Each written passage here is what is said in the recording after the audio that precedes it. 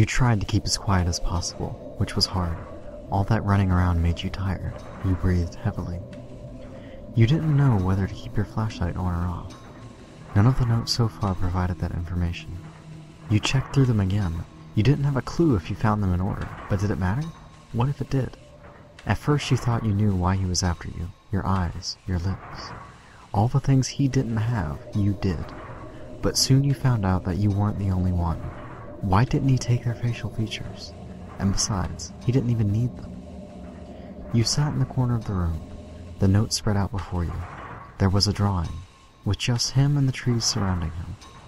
You liked that one the most, as it provided no information whatsoever. The less you knew, the safer you were. Sometimes you felt as if he did it for his own entertainment, as if he enjoyed it. But you got to know him more and more every time he appeared.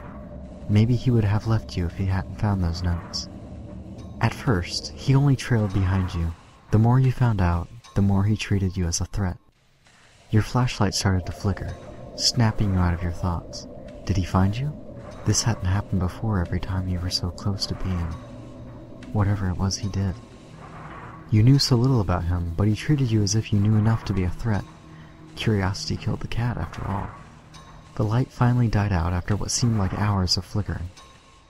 You gathered all the notes and stuffed them in the pockets on your jacket. Standing up, you leaned against the wall. It would be easier to start running if he did find you that way. You hit the flashlight, trying to make it work. When it didn't, you indulged back into your thoughts.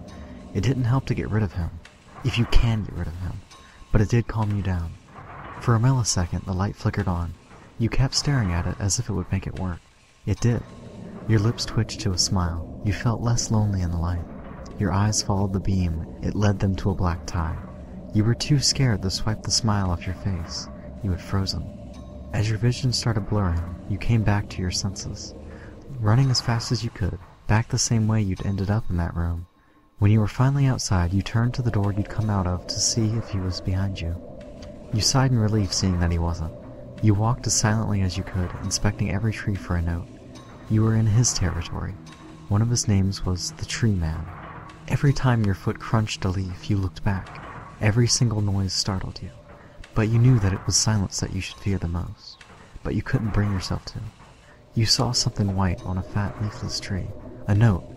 You frowned. You didn't want to read it, but you had to. When you reached the tree, you took the piece of paper off.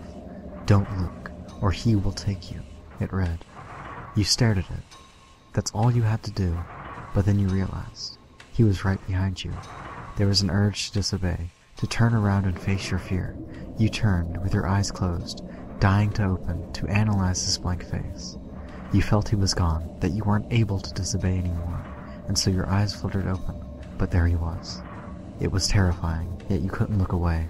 It was unlike any other face you'd seen, but as every second passed, it all became less visible. The lines became less distinct, and then finally, you couldn't see, feel, touch, taste, or hear anything.